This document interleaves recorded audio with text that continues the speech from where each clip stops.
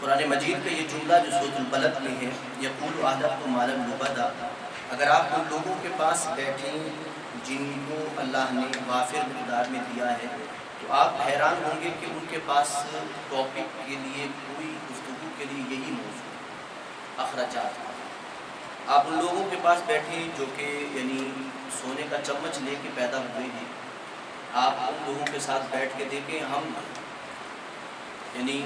لوگ جو ہیں ہم سمجھ آتی ہے کہ ہم سارے یہاں پہ موجود ہیں، تو ہم خود کو امراء میں امیر لوگوں میں شمار نہیں کر سکتے، اس لیے کہ امیر لوگ وہ ہوتے ہیں کہ پاکستان میں ہمارے دوست ہیں جمیل صاحب، شیخ جمیل صاحب، وہ ان کا گھر جو ہے آج سے 10 سال پہلے بھی 15 سال پہلے بھی شاید 1 کروڑ 2 کروڑ کا تھا۔ وہ کہتے تھے میں بہت غریب آدمی ہوں۔ میں نے عرض کیا کہ آپ ماشاءاللہ ٹھیک ہیں، امیر آدمی ہیں۔ کہنے لگے آپ نے شجاعت بھائی آپ نے دیکھا نہیں ہے، امیروں کو دیکھا نہیں ہے۔ پھر وہ مجھے لے کے گئے، کچھ گھروں میں ہم گئے، ہم بیٹھے وہاں جا کے، وہاں پہ دیکھا ہم نے تو ان کی واش روم کی ٹوٹیاں فرانس سے جاتی ہیں، واش بیسن جو ہیں ان کے فرانس سے جاتے ہیں، اور انہوں نے بتایا کہ انہوں نے یہ بتانا ہے کہ جب کوئی مہمان گھر میں آتا ہے، وہ آئے، میں گیا وزٹ کیا، انہوں نے مجھے بتایا کہ واش بیسن فلاں جگہ سے آیا ہے، ٹوٹی فلاں جگہ سے آئی ہے، یہ جو آپ جس میں نمک دانی ہے، یہ نمک دانی جو ہے جرمن سے آئی ہے، اور فلاں چیز فلاں جگہ سے آئی ہے۔ وہاں پہ پاکستان کی کوئی ایک چیز بھی، ٹائل بھی پاکستان کی نہیں ہے، بس زمین پاکستان ہے، ورنہ گھر پورے یورپ کا بنا ہوا ہے۔ مجھے کہنے لگے کہ یہ ہیں، کہنے لگے کہ یہ انہوں نے گھر بنایا ہے، یہ اسے چھوڑ کے بھی چلے جائیں تو اس طرح کے ان کے گھر مختلف ملکوں میں موجود ہیں۔ کہنے لگے یہ ہیں امیر، اور جب ہم ان کے پاس بیٹھے تو ان کے پاس گفتگو کے لیے کوئی سنجیدہ ٹاپک ہی نہیں تھا۔ کافی بور ہوا میں، اس لیے کہ ان کے پاس کوئی ٹاپک نہیں تھا، صحیح یہ ٹاپک تھا کہ یہ ٹوٹی کہاں سے آئی ہے، یہ واش بیسن کہاں سے آیا ہے، اور یہ ٹائل کہاں سے آئی ہے، یہ صوفہ کہاں سے آیا ہے، یہ ڈیکوریشن پیس کہاں سے آیا ہے۔ بہت اخراجات، بہت خرچہ ہو گیا، یہ گھر بنانے پہ میرا اتنا خرچہ ہو گیا۔ دوسرا بندہ جو بیٹھا ہوگا جو اس طرح کا ہوگا، وہ بلے بلے کمال کر دیا آپ نے۔ پھر وہ انہیں دعوت دیں گے اپنے گھر میں، پھر وہ انہیں بتائیں گے کہ بھئی یہ چیز فلاں فلاں جگہ سے آئی۔ اس کے سوا ہر بدلتا ہوا ماڈل گاڑی کا، ہر بدلتی ہوئی شرٹ، ہر بدلتی ہوئی پینٹ، ہر بدلتا ہوا لباس عورتوں میں مردوں میں، ہر بدلتا ہوا جیولری کا ڈیزائن، اس کے سوا اس قوم کے پاس کوئی ٹاپک نہیں۔ قرآن کہتا ہے یقول اہلکت مالا لبدا، جب بھی بات کریں گے کہیں گے بڑا مال، مگر کہاں؟ ٹوٹی پہ، واش بیسن پہ۔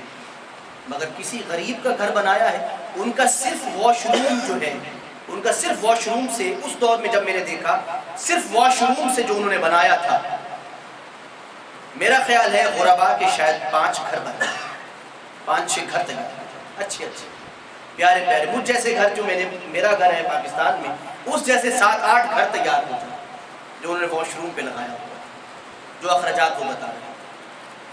لیکن ان بیچارے غریبوں کا کیا قصور ہے جو انہیں کی ساتھ کی دیوار کے ساتھ رہتی ہیں؟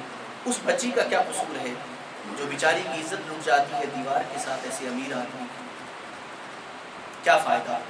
قرآن اصل میں آپ جب قرآن کو پڑھتے ہیں تو سوسائٹی کے سارے طبقات کا جب مطالعہ کرتے ہیں تو آپ کو پھر قرآن سمجھ آ سکتا ہے۔ قرآن کہتا ہے یقول اہلکت مالا لبدا، موضوع ہی یہی ہے، ٹاپک ہی یہی ہے۔ آپ جا کے دیکھیں وہ یہی کہیں گے کہ یہ فلاں چیز ہے، یہ فلاں چیز ہے، اتنے کی آئی ہے۔ دوسرا کہے گا بلے بلے آپ نے کمال کر دیا، پھر وہ بھی لے جائے گا۔ اس طرح کر کے فیملی میں سسٹم چلتا ہے۔ خواتین کا بھی یہی موضوع ہے، مردوں کا بھی یہی موضوع ہے۔ نہ انہیں غرض ہے خدا سے، نہ غرض ہے رسول سے، نہ انہیں غرض ہے ملک سے، نہ انہیں غرض ہے ملت سے، نہ انہیں غرض ہے جلتے ہوئے دہکتے ہوئے مسائل سے، انہیں کوئی غرض نہیں ہے اس بات سے۔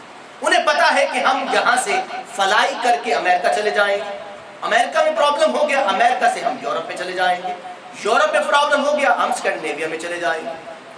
ان کے لیے پرابلم ہی نہیں ہے۔ قرآن یہ نفسیات ان کی بیان کرتا ہے۔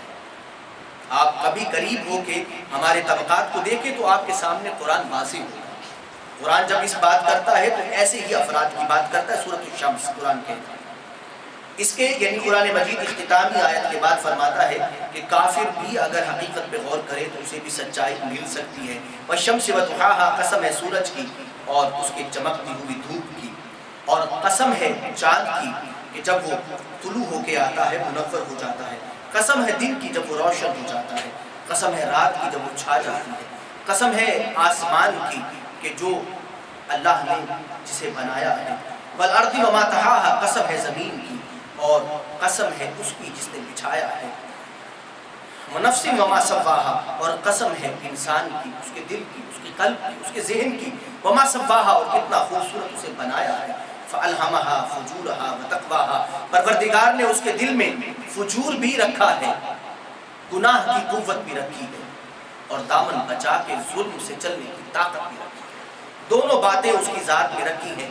اب وہ جو چاہے سامنے لے آئے، چاہے تو فجور کو سامنے لے آئے، گناہ کی قوت کو، اور ظلم کرتا جائے، گندگی اور غلاظت کے بازار گرم کرتا جائے، چاہے تو یوں کر لے، چاہے تو اپنی ذات کے اندر چھپے ہوئے نیکی کو سامنے لائے، اپنا بھی بھلا کرے دوسروں کا بھی بھلا کرے۔ قد افلح من زکاہا، اور وہ شخص کامیاب ہو گیا جس نے اپنی ذات کو پاک کر لیا ظلم و ستم سے، اور یقیناً وہ ناکام ہو گیا اور خاک میں ملا دیا گیا، برباد کر دیا اس نے خود کو بھی اور برباد کر دیا اس نے اپنے ملک و ملت کو بھی۔ کیسے لوگ ہیں جن نے برباد کیا؟ کذب ثمود بطغواہا، اور ثمود نے جھٹلایا اپنی سرکشی کی وجہ سے، اذا بعث اشقاہا، اور اس میں سے ایک بدبخت نکلا کہ ان کے رسول اللہ نے فرمایا تھا علیہ السلام، حضرت صالح علیہ السلام نے فرمایا تھا کہ ناقۃ اللہ، یہ اللہ کی اونٹنی ہے، وسقیاہ ہے، اور اس کا پینا ہے، یعنی تم نے معجزہ مانگا تھا، اللہ نے تمہارے سامنے معجزہ ظاہر کر دیا ہے، اب اس کا خیال رکھنا، اس لیے کہ خدا جب کسی کی ڈیمانڈ پہ معجزہ ظاہر قدرت کا ظہور کرتا ہے تو پھر ڈیمانڈ اگر کر دی جائے اور ڈیمانڈ کے مطابق چلا نہ جائے تو پھر خدا کا عذاب آتا ہے۔ فَكَذَّبُوهُ فَعَقَرُوهَا، اور انہوں نے اس اللہ کی قدرت کو اور نبی کے معجزہ کو جھٹلایا اور انہوں نے اونٹنی کی ٹانگیں کاٹ ڈالی۔ فَدَمْدَمَ عَلَيْهِمْ رَبُّهُمْ بِذَنبِهِمْ، اللہ نے انہیں جڑ سے اکھیڑ دیا، ان کی محنت، صدیوں کی ان کی محنت کو جڑ سے اکھیڑ دیا۔ پہلے قرآن بتاتا ہے کہ اس قوم نے کتنی محنت کی اور کیا کچھ بنایا، پھر بتاتا ہے کہ جڑ سے اکھیڑ دیا۔ فَسَوَّاهَا، دھرتی کو بالکل برابر کر دیا۔ پھر اب ان کا ہونا نہ ہونا بس تاریخ کے لفظوں میں رہ گیا، مگر ہونا نہ ہونا ان کا برابر ہو گیا۔ وہ قوم جو پوری دنیا پہ حکمرانی کرتی تھی، ایک وقت آیا کہ ہونا نہ ہونا برابر ہو گیا۔ وَلَا يَخَافُ عُقْبَاهَا، اللہ کو کوئی خوف نہیں ہے۔